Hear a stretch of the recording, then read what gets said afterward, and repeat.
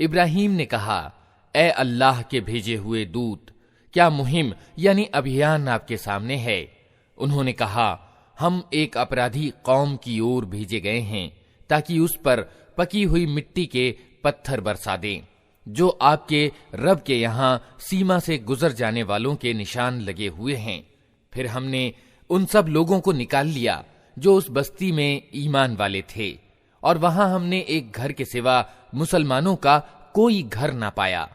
इसके बाद हमने वहां बस एक निशानी उन लोगों के लिए छोड़ दी जो दर्दनाक अजाब से डरते हों, और तुम्हारे लिए निशानी है मूसा के किस्से में, जब हमने उसे स्पष्ट सनद के साथ फिरौन के पास भेजा तो वो अपने बलबूते पर अकड़ गया और बोला, ये जादूगर है या दीवाना है।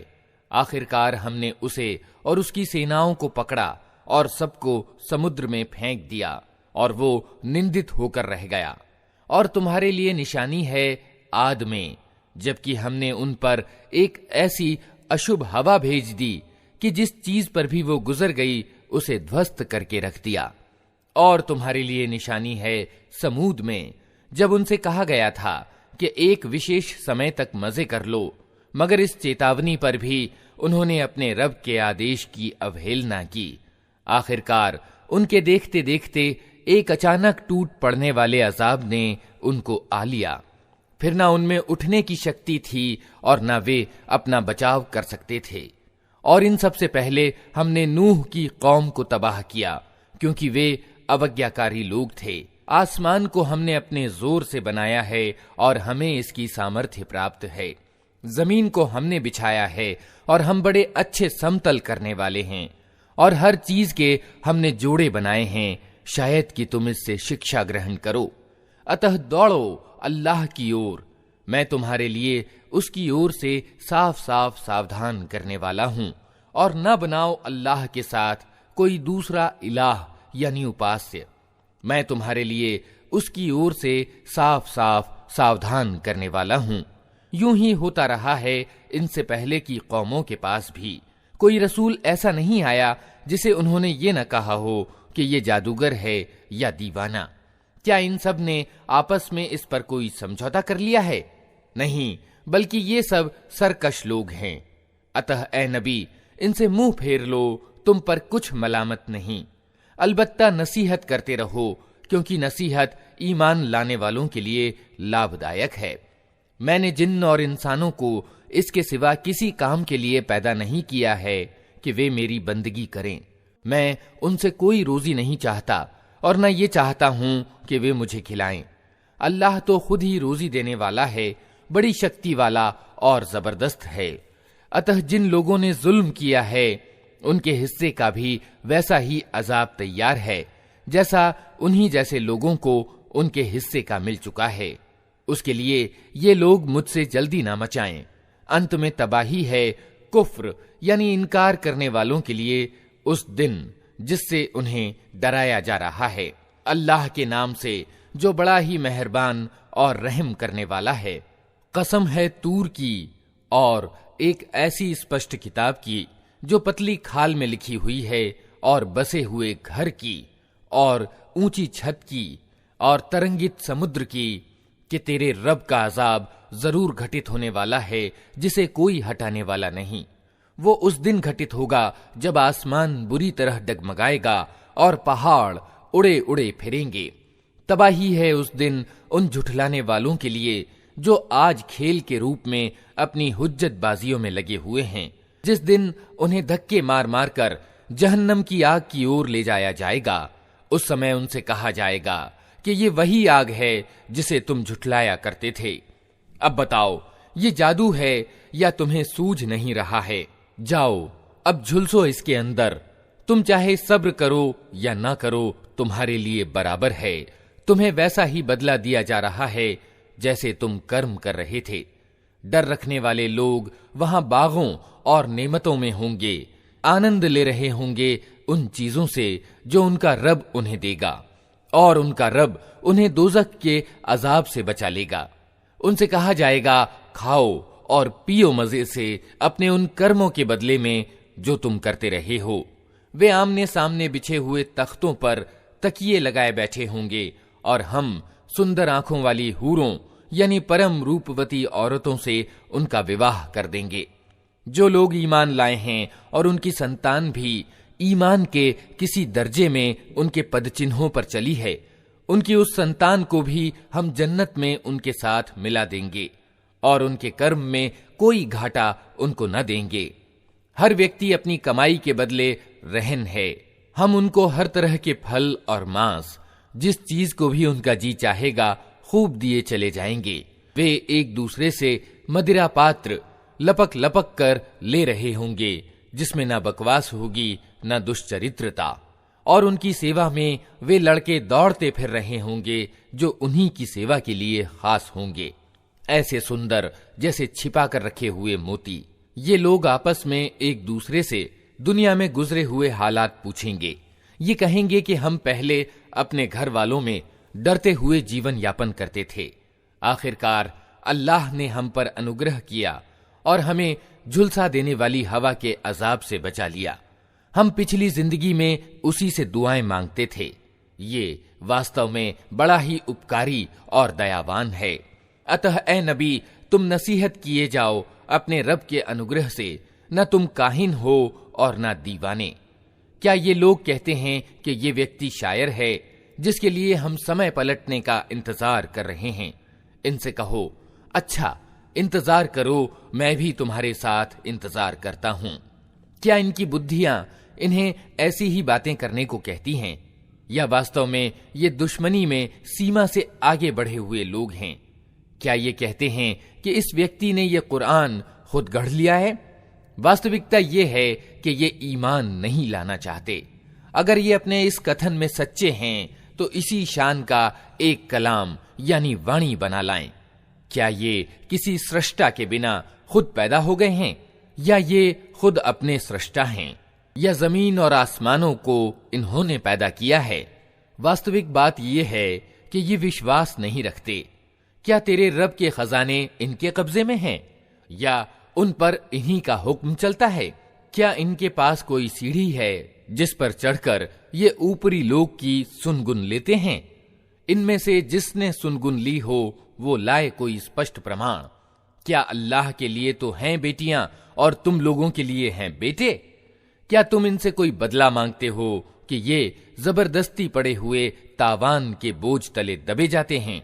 क्या इनके पास गैब यानी परोक्ष की वास्तविकताओं का ज्ञान है कि उसके आधार पर ये लिख रहे हों? क्या ये कोई चाल चलना चाहते हैं? अगर ये बात है तो इनकार करने वालों पर उनकी चाल उल्टी ही पड़ेगी। क्या अल्लाह के सिवा ये कोई और इलाह यानी पूज्य रखते हैं? अल्लाह पाक है उस शिर्क से जो ये लोग कर रहे हैं। ये लोग आसमान के टुकड़े भी गिरते हुए देख लें तो कहेंगे ये बादल हैं जो उमड़े चले आ रहे हैं। अतः ए नबी, इन्हें इनके हाल पर छोड़ दो, यहां तक कि ये अपने उस दिन को पहुंच जाएं जिसमें ये मार गिराए जाएंगे, जिस दिन न इनकी अपनी कोई चाल इनके किसी काम आएगी, न कोई इनकी सहायता को आएगा। और उस समय के आने से पहले भी जालिमों के लिए एक अजाब है, मगर उनमें से ज्यादातर जानते नहीं हैं। ए नबी, अपने रब का फैसला आने तक सब्र करो, तुम हमारी निगाह में हो। तुम जब उठो तो अपने रब की प्रशंसा के साथ उसकी तस्बीह करो, रात को भी उसकी तस्बीह किया करो, और सितारे जब पलटते हैं उस समय भी। अल्लाह के नाम से जो बड़ा ही मेहरबान और रहम करने वाला है। कसम है तारे की जबकि वो डूबा, तुम्हारा साथी न भटका है न बहका है, वो अपने मन की इच्छा से नहीं बोलता। ये तो एक प्रकाशना यानी वही है जो उस पर उतारी जाती है। उसे बड़ी शक्ति वाले ने शिक्षा दी है जो बड़ा हिकमत वाला है। वो सामने आ खड़ा हुआ जबकि वो ऊपरी क्षितिज पर था, फिर करीब आया और ऊपर रुक गया, यहां तक कि 2 कमानों के बराबर या उससे कुछ कम दूरी रह गई। तब उसने अल्लाह के बंदे को प्रकाशना यानी वही पहुंचाई जो प्रकाशना यानी वही भी उसे पहुंचानी थी। निगाह ने जो कुछ देखा, दिल ने उसमें झूठ ना मिलाया। अब क्या तुम उस चीज पर उससे झगड़ते हो जिसे वो आंखों से देखता है?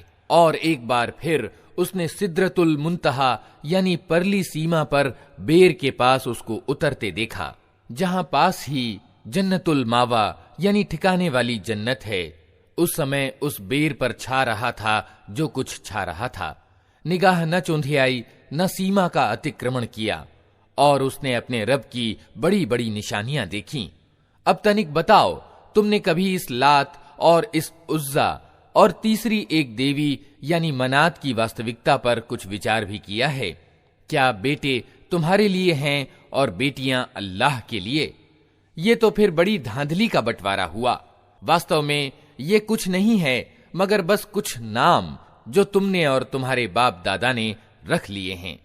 अल्लाह ने इनके लिए कोई सनद नहीं उतारी। वास्तविकता ये है कि लोग सिर्फ अटकल के पीछे चल रहे हैं और मन की इच्छाओं के शिष्य बने हुए हैं। हालांकि उनके रब की ओर से उनके पास मार्गदर्शन आ चुका है। क्या इंसान जो कुछ चाहे उसके लिए वही हक है? दुनिया और आखिरत का मालिक तो अल्लाह ही है। आसमानों में कितने ही फरिश्ते मौजूद हैं, उनकी सिफारिश कुछ भी काम नहीं आ सकती जब तक कि अल्लाह किसी ऐसे व्यक्ति के हक में उसकी अनुमति न दे जिसके लिए वो कोई निवेदन सुनना चाहे और उसको पसंद करे। मगर जो लोग आखिरत को नहीं मानते वे फरिश्तों को देवियों की संज्ञा देते हैं। हालांकि इस मामले का कोई ज्ञान उन्हें प्राप्त नहीं है। वे सिर्फ अटकल के पीछे चल रहे हैं और अटकल सत्य की जगह कुछ भी काम नहीं दे सकता। अतः ए नबी, जो व्यक्ति हमारे जिक्र से मुंह फेरता है और दुनिया की जिंदगी के सिवा जिसे कुछ अभीष्ट नहीं है उसे उसके हाल पर छोड़ दो। इन लोगों के ज्ञान की पहुंच बस यहीं तक है। ये बात तेरा रब ही ज्यादा जानता है कि उसके मार्ग से कौन भटक गया है और कौन सीधे मार्ग पर है। और जमीन और आसमानों की हर चीज का मालिक अल्लाह ही है, ताकि अल्लाह बुराई करने वालों को उनके कर्म का बदला दे और उन लोगों को अच्छा प्रतिदान प्रदान करे जिन्होंने अच्छी नीति अपनाई है, जो बड़े बड़े गुनाहों और खुले खुले अश्लील कर्मों से बचते हैं। ये और बात है कि कुछ कसूर उनसे हो जाए। बेशक तेरे रब की माफी का दामन बहुत विस्तृत है। वो तुम्हें उस समय से खूब जानता है जब उसने जमीन से तुम्हें पैदा किया और जब तुम अपनी माओं के पेट में अभी भ्रूण अवस्था ही में थे। अतः अपने मन की पवित्रता के दावे न करो। वही अच्छी तरह जानता है कि वास्तव में डर रखने वाला कौन है। फिर ए नबी, तुमने उस व्यक्ति को भी देखा जो अल्लाह के मार्ग से फिर गया और थोड़ा सा देकर रुक गया। क्या उसके पास परोक्ष का ज्ञान है कि वो वास्तविकता को देख रहा है? क्या उसे उन बातों की कोई खबर नहीं पहुंची जो मूसा की पुस्तिकाओं और उस इब्राहिम की पुस्तिकाओं में बयान हुई हैं, जिसने वफा का हक अदा कर दिया? ये कि कोई बोझ उठाने वाला दूसरे का बोझ नहीं उठाएगा, और ये कि इंसान के लिए कुछ नहीं है मगर वो जिसके लिए उसने प्रयास किया है, और ये कि उसका प्रयास जल्द ही देखा जाएगा, फिर उसका पूरा बदला उसे दे दिया जाएगा, और ये कि आखिरकार पहुंचना तेरे रब ही के पास है, और ये कि उसी ने हंसाया और उसी ने रुलाया, और ये कि उसी ने मौत दी और उसी ने जिंदगी प्रदान की, और ये कि उसी ने नर और मादा का जोड़ा पैदा किया एक बूंद से जब वो टपकाई जाती है, और ये कि दूसरी जिंदगी प्रदान करना भी उसी के जिम्मे है, और ये कि उसी ने धनी किया और संपत्ति प्रदान की, और ये कि वही शेरा नामक तारे का रब है, और ये कि उसी ने प्राचीन आद को तबाह किया और समूद को ऐसा मिटाया कि उनमें से किसी को बाकी न छोड़ा, और उनसे पहले नूह की कौम को तबाह किया क्योंकि वे थे ही बड़े जालिम और उद्दंड लोग, और औंधी गिरने वाली बस्तियों को उठा फेंका, फिर छा दिया उन पर वो कुछ जो तुम जानते ही हो कि क्या छा दिया। अतः ए इंसान, अपने रब की किन किन नेमतों में तू शक करेगा? ये एक चेतावनी है पहले आई हुई चेतावनियों में से। आने वाली घड़ी करीब आ लगी है, अल्लाह के सिवा कोई उसको हटाने वाला नहीं। अब क्या यही वे बातें हैं जिन पर तुम आश्चर्य प्रकट करते हो, हंसते हो और रोते नहीं हो, और गा बजा कर उन्हें टालते हो? झुक जाओ अल्लाह के आगे और बंदगी करो। अल्लाह के नाम से जो बड़ा ही मेहरबान और रहम करने वाला है। क़यामत की घड़ी करीब आ गई और चांद फट गया, मगर इन लोगों का हाल ये है कि चाहे कोई निशानी देख लें, मुंह मोड़ जाते हैं और कहते हैं ये तो चलता हुआ जादू है। इन्होंने इसको भी झुठला दिया और अपने मन की इच्छाओं का ही अनुपालन किया। हर मामले को आखिरकार एक परिणाम पर पहुंचकर रहना है।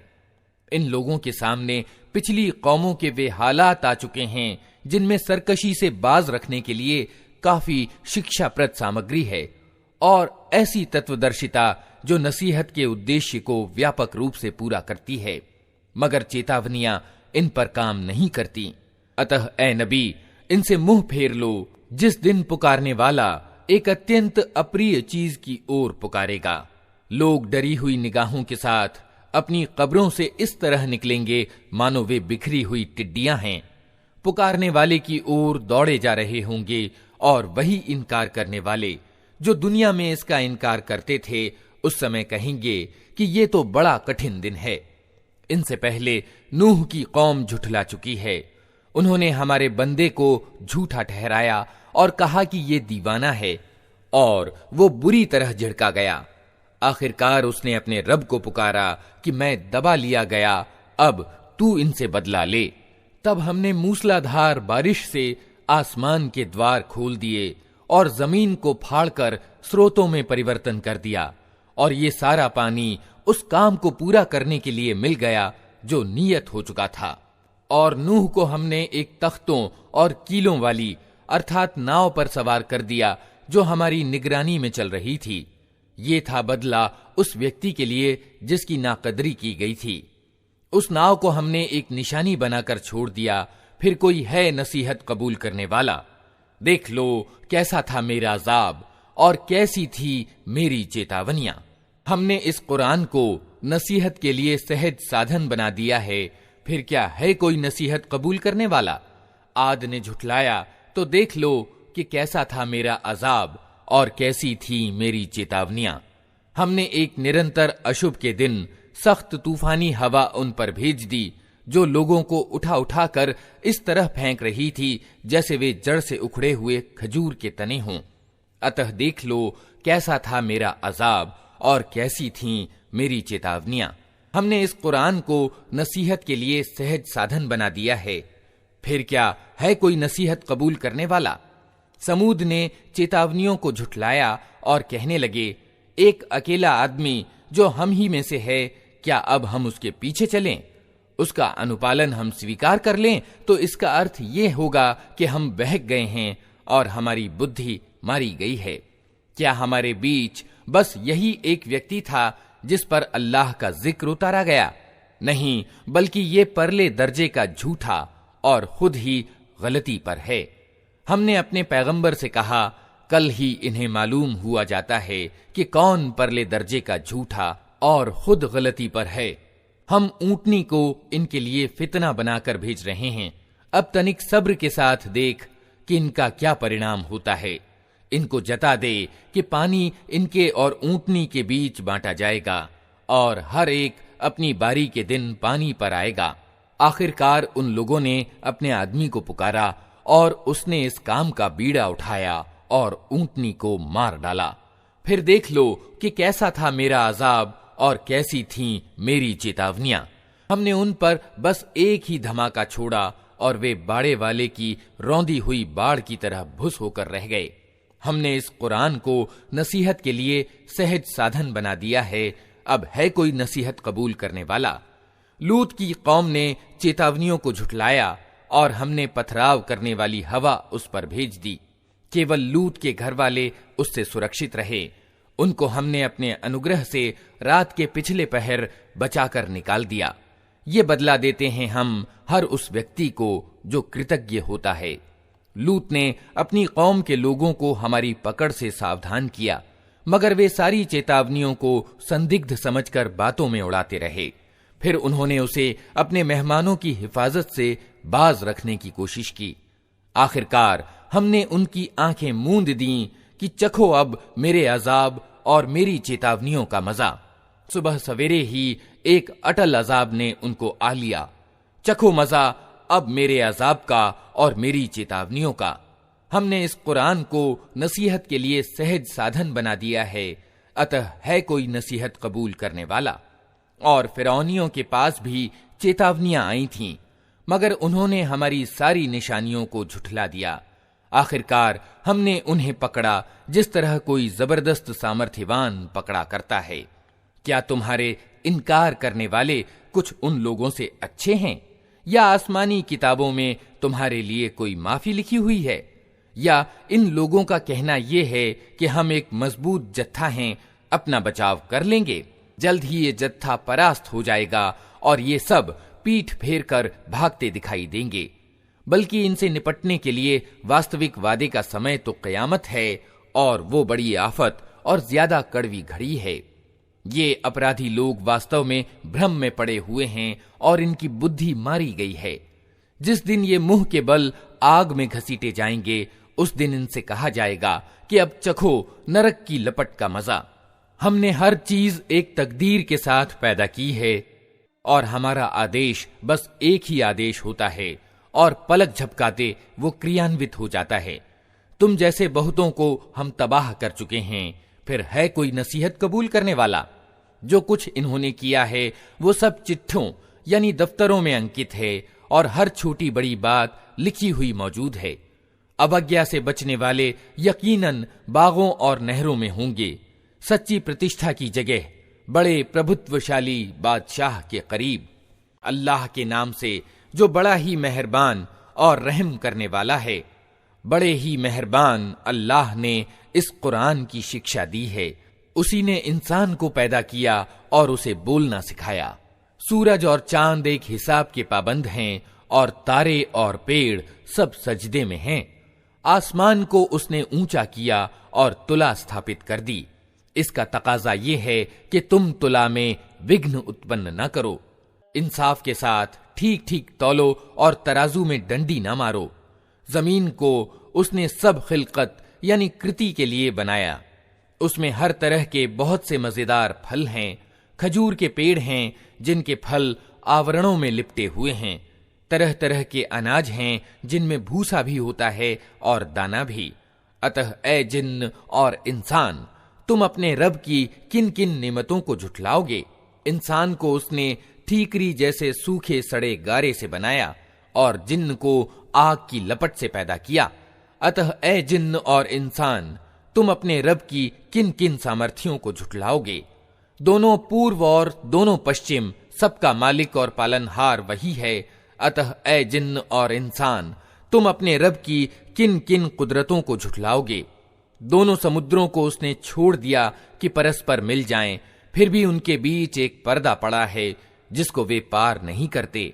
अतः ए जिन्न और इंसान, तुम अपने रब की कुदरत के किन किन चमत्कारों को झुठलाओगे? इन समुद्रों से मोती और मूंगे निकलते हैं। अतः ए जिन्न और इंसान, तुम अपने रब की कुदरत के किन किन कमालात को झुठलाओगे? और ये जहाज उसी के हैं जो समुद्र में पहाड़ों की तरह ऊंचे उठे हुए हैं। अतः ए जिन्न और इंसान, तुम अपने रब के किन किन उपकारों को झुठलाओगे? हर चीज जो इस जमीन में है नाशवान है, और सिर्फ तेरे रब का प्रतापवान एवं उदार स्वरूप ही बाकी रहने वाला है। अतः ए जिन्न और इंसान, तुम अपने रब के किन किन कमालात को झुठलाओगे? जमीन और आसमानों में जो भी हैं, सब अपनी आवश्यकताओं की पूर्ति की उसी से मांग कर रहे हैं। नित वो नई शान में है। अतः ए जिन्न और इंसान, तुम अपने रब के किन किन प्रशंस्य गुणों को झुठलाओगे?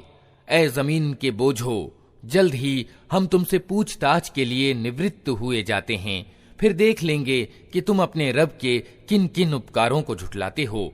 ए जिन्न और इंसान के गिरोह, अगर तुम जमीन और आसमानों की सीमाओं से निकलकर भाग सकते हो तो भाग देखो। नहीं भाग सकते, इसके लिए बड़ा जोर चाहिए। अपने रब के किन किन सामर्थ्यों को तुम झुठलाओगे? भागने की कोशिश करोगे तो तुम पर आग का शोला और धुआं छोड़ दिया जाएगा जिसका तुम मुकाबला न कर सकोगे। ए जिन्न और इंसान, तुम अपने रब के किन किन सामर्थ्यों का इनकार करोगे? फिर क्या बनेगी उस समय जब आसमान फटेगा और लाल चमड़े की तरह लाल हो जाएगा। ऐ जिन्न और इंसान, उस समय तुम अपने रब की किन किन सामर्थ्यों को झुठलाओगे। उस दिन किसी इंसान और किसी जिन्न से उसका गुनाह पूछने की जरूरत न होगी। फिर देख लिया जाएगा कि तुम दोनों गिरोह अपने रब के किन किन उपकारों का इनकार करते हो। अपराधी वहां अपने चेहरों से पहचान लिए जाएंगे और उन्हें माथे के बाल और पांव पकड़ पकड़ कर घसीटा जाएगा। उस समय तुम अपने रब की किन किन सामर्थ्यों को झुठलाओगे। उस समय कहा जाएगा, ये वही जहन्नम है जिसको अपराधी झूठ ठहराया करते थे। उसी जहन्नम और खौलते हुए पानी के बीच वे चक्कर काटते रहेंगे। फिर अपने रब की किन किन सामर्थ्यों को तुम झुठलाओगे। और हर उस व्यक्ति के लिए जो अपने रब के सामने पेश होने का डर रखता हो, 2 बाग हैं।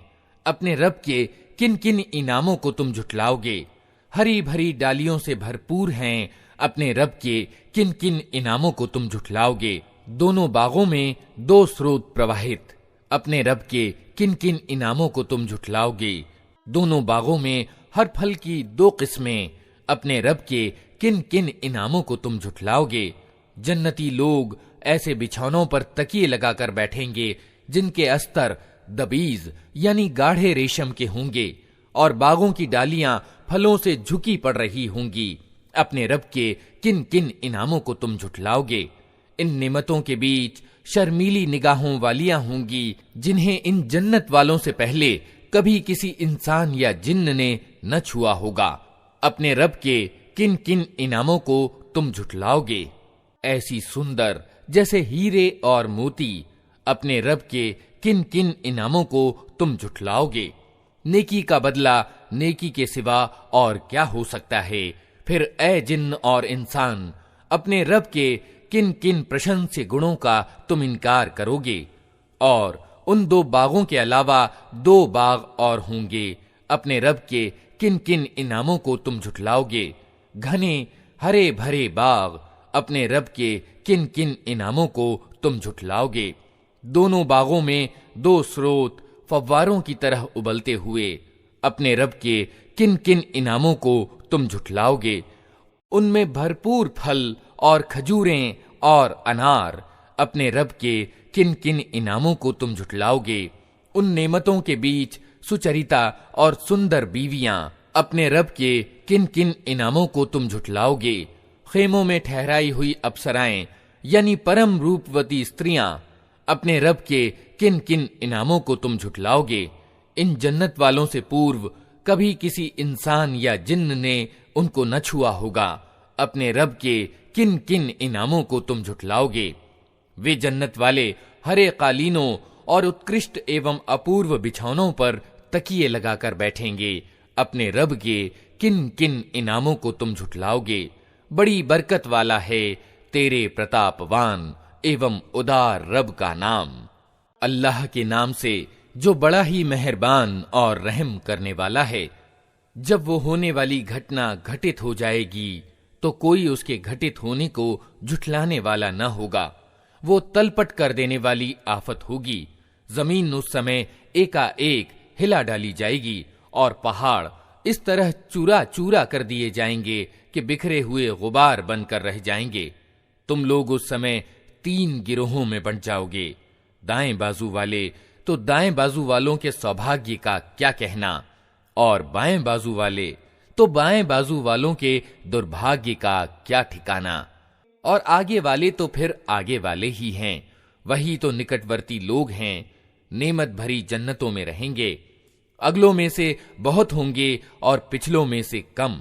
जड़ित एवं विभूषित तख्तों पर तकिए लगाए आमने सामने बैठेंगे। उनकी मजलिसों में सार्वकालिक किशोर प्रवाहित स्रोत की शराब से भरे प्याले और कंटर और सागर लिए दौड़ते फिरते होंगे, जिसे पीकर न उनका सिर चकराएगा न उनकी बुद्धि में विकार आएगा। और वे उनके सामने तरह तरह के स्वादिष्ट फल पेश करेंगे कि जिसे चाहे चुन लें, और पक्षियों के मांस पेश करेंगे कि जिस पक्षी का चाहे प्रयोग करें। और उनके लिए सुंदर आंखों वाली अप्सराएं यानी हूरें होंगी, ऐसी सुंदर जैसे छुपा कर रखे हुए मोती, ये सब कुछ उन कर्मों के बदले के रूप में उन्हें मिलेगा जो वे दुनिया में करते रहे थे। वहां वे कोई बकवास या गुनाह की बात न सुनेंगे। जो बात भी होगी ठीक ठीक होगी। और दाएं बाजू वालों के सौभाग्य का क्या कहना। वे कांटे रहित बेरियों और ऊपर तले चढ़े हुए केलों और दूर तक फैली हुई छांव और हर पल बहता पानी और कभी समाप्त न होने वाले और बेरोक टोक मिलने वाले ढेर सारे फलों और ऊंची बैठकों में होंगे। उनकी बीवियों को हम विशेष रूप से नए सिरे से पैदा करेंगे और उन्हें कुंवारियां बना देंगे, अपने शौहरों की आशिक और उम्र में बराबर। ये कुछ दाएं बाजू वालों के लिए है। वे अगलों में से भी बहुत होंगे और पिछलों में से भी बहुत। और बाएं बाजू वालों के दुर्भाग्य का क्या पूछना। वे लू की लपट और खौलते हुए पानी और काले धुएं की छाया में होंगे जो न शीतल होगा न सुखदायक। ये वे लोग होंगे जो इस परिणाम को पहुंचने से पहले सुखी संपन्न थे और महापाप पर आग्रह करते थे। कहते थे, क्या जब हम मरकर मिट्टी हो जाएंगे और हड्डियों का पंजर रह जाएंगे तो फिर उठा खड़े किए जाएंगे?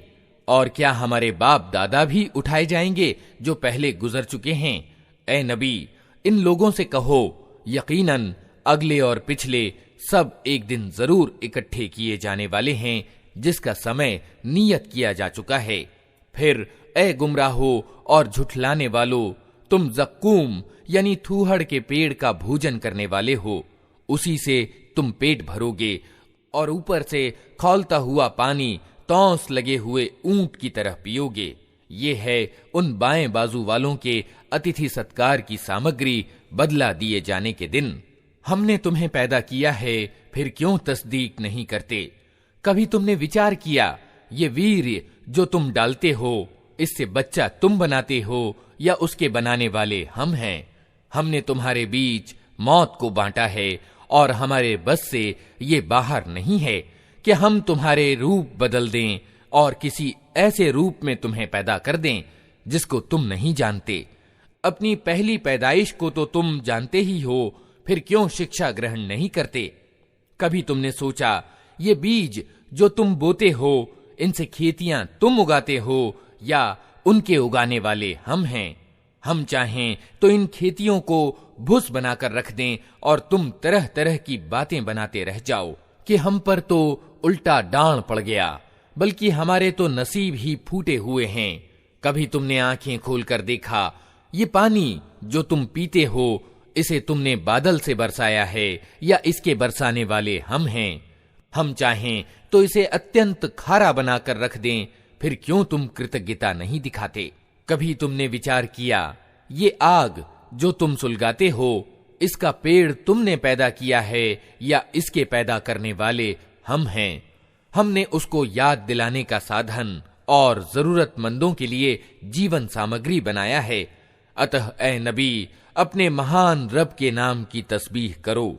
अतः नहीं, मैं कसम खाता हूं तारों की स्थितियों की, और अगर तुम समझो तो ये बहुत बड़ी कसम है कि ये एक उच्च कोटि का कुरान है, एक सुरक्षित किताब में अंकित, जिसे पवित्रों के सिवा कोई छू नहीं सकता। ये सारे जहान के रब का उतारा हुआ है। फिर क्या इस वाणी की तुम उपेक्षा करते हो? और इस नेमत में अपना हिस्सा तुमने ये रखा है कि इसे झुठलाते हो।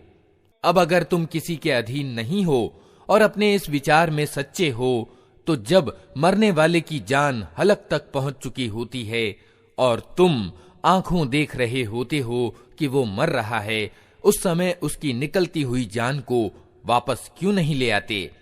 उस समय तुम्हारी अपेक्षा हम उसके ज्यादा नजदीक होते हैं, मगर तुमको दिखाई नहीं देते। फिर वो मरने वाला अगर करीब वालों में से हो तो उसके लिए सुख और उत्तम आजीविका और नेमत भरी जन्नत है, और अगर वो दाएं पक्ष वालों में से हो तो उसका स्वागत यूं होता है कि सलाम है तुझे, तू दाएं पक्ष वालों में से है। और अगर वो झुठलाने वाले गुमराह लोगों में से हो तो उसके सत्कार के लिए खौलता हुआ पानी है और जहन्नम में झोंका जाना। ये सब कुछ परम सत्य है। अतः ए नबी, अपने महान रब के नाम की तस्बीह यानी गुणगान करो। अल्लाह के नाम से जो बड़ा ही मेहरबान और रहम करने वाला है। अल्लाह की तस्बीह यानी गुणगान की है हर उस चीज ने जो जमीन और आसमानों में है, और वही प्रभुत्वशाली और तत्वदर्शी है। जमीन और आसमानों के राज्य का मालिक वही है, जिंदगी प्रदान करता है और मौत देता है, और उसे हर चीज की सामर्थ्य प्राप्त है। वही प्रथम भी है और अंतिम भी, और गोचर यानी जाहिर भी है और अगोचर यानी छिपा भी, और उसे हर चीज का ज्ञान है। वही है जिसने आसमानों और जमीन को 6 दिनों में पैदा किया और फिर सिंहासन पर विराजमान हुआ। उसके ज्ञान में है जो कुछ जमीन में जाता है और जो कुछ उससे निकलता है, और जो कुछ आसमान से उतरता है और जो कुछ उसमें चढ़ता है। वो तुम्हारे साथ है जहां भी तुम हो। जो काम भी तुम करते हो उसे वो देख रहा है।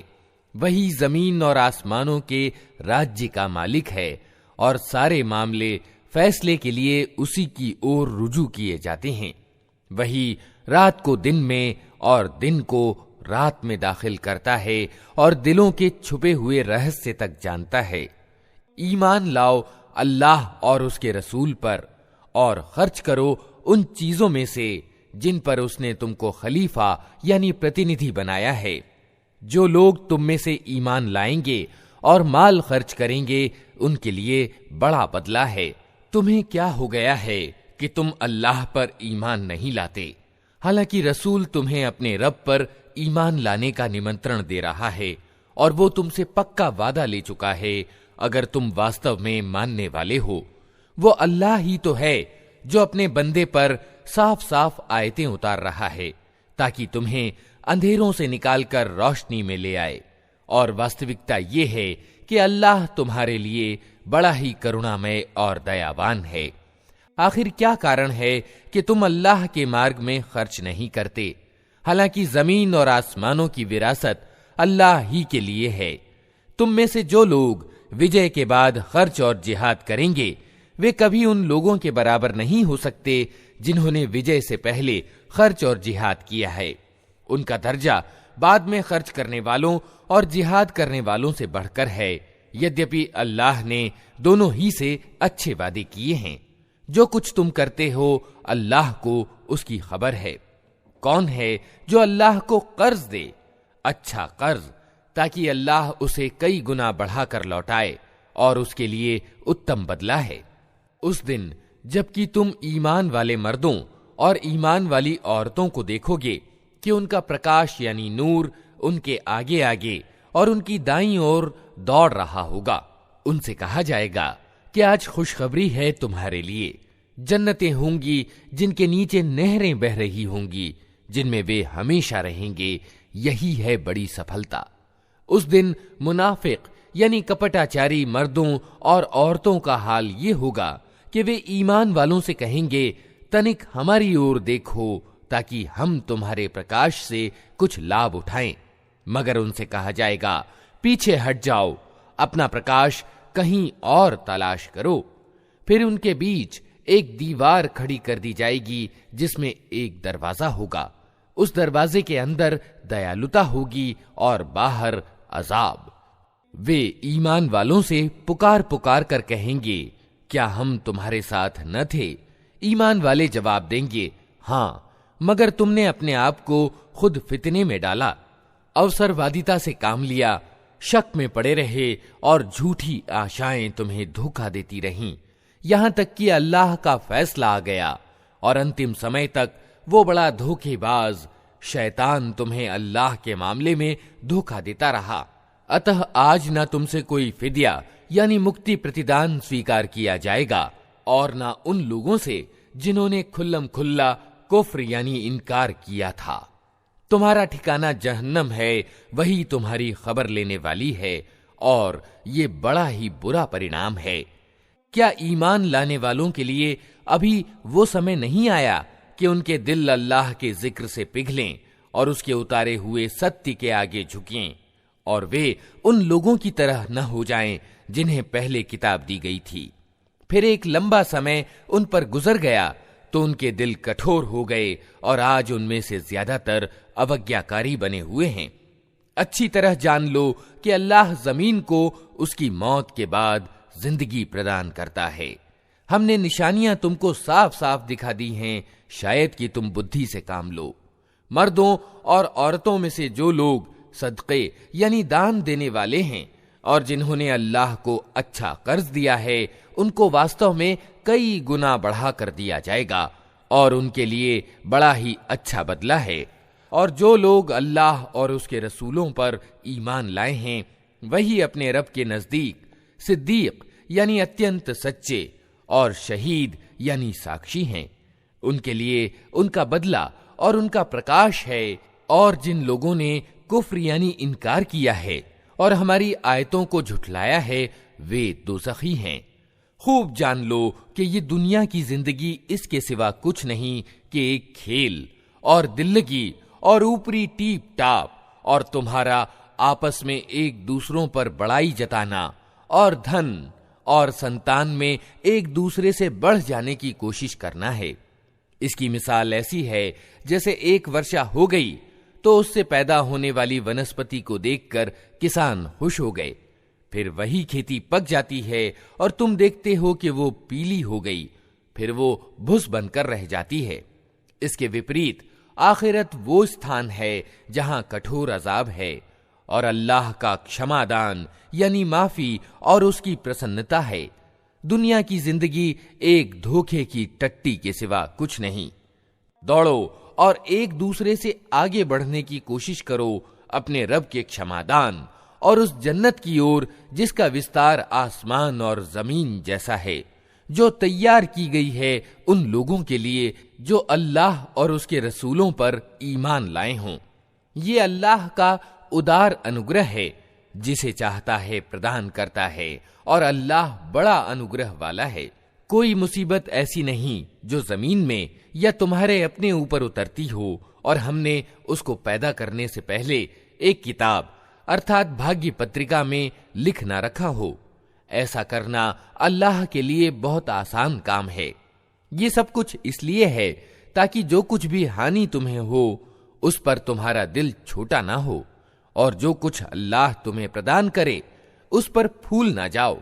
अल्लाह ऐसे लोगों को पसंद नहीं करता जो अपने आप को बड़ी चीज समझते हैं और डींगे मारते हैं, जो खुद कंजूसी करते हैं और दूसरों को कंजूसी करने पर उकसाते हैं। अब अगर कोई मुंह मोड़ता है तो अल्लाह निस्पृह यानी बेनियाज और प्रशंसनीय है। हमने अपने रसूलों को साफ साफ निशानियों और मार्गदर्शनों के साथ भेजा और उनके साथ किताब और तुला अवतरित की ताकि लोग इंसाफ पर कायम हों, और लोहा उतारा जिसमें बड़ा जोर है और लोगों के लिए लाभ है। ये इसलिए किया गया है कि अल्लाह को मालूम हो जाए कि कौन उसको देखे बिना उसकी और उसके रसूलों की सहायता करता है। यकीनन अल्लाह बड़ी शक्ति वाला और प्रभुत्वशाली है। हमने नूह और इब्राहिम को भेजा और उन दोनों की नस्ल में नबूवत यानी पैगंबरी और किताब रख दी। फिर उनकी औलाद में से किसी ने सन्मार्ग अपनाया और बहुत से अवज्ञाकारी हो गए। उनके बाद हमने एक के बाद एक अपने रसूल भेजे और उन सब के बाद मरियम के बेटे ईसा को भेजा और उसको इंजील प्रदान की। और जिन लोगों ने उसका अनुसरण किया उनके दिलों में हमने तरस और दयालुता डाल दी और रहबानियत यानी संसार त्याग की प्रथा उन्होंने खुद आविष्कृत की। हमने उसे उनके लिए अनिवार्य नहीं किया था, मगर अल्लाह की खुशी की तलब में उन्होंने खुद ही ये नई चीज निकाली और फिर इसकी पाबंदी करने का जो हक था उसे अदा न किया। उनमें से जो लोग ईमान लाए हुए थे उनका प्रतिदान हमने उनको प्रदान किया, मगर उनमें से ज्यादातर लोग अवज्ञाकारी हैं। ऐ लोगो जो ईमान लाए हो, अल्लाह से डरो और उसके रसूल मोहम्मद सल्लल्लाहु अलैहि वसल्लम पर ईमान लाओ। अल्लाह तुम्हें अपनी दयालुता का दोहरा हिस्सा प्रदान करेगा और तुम्हें वो प्रकाश प्रदान करेगा जिसके उजाले में तुम चलोगे, और तुम्हारे कसूर माफ कर देगा।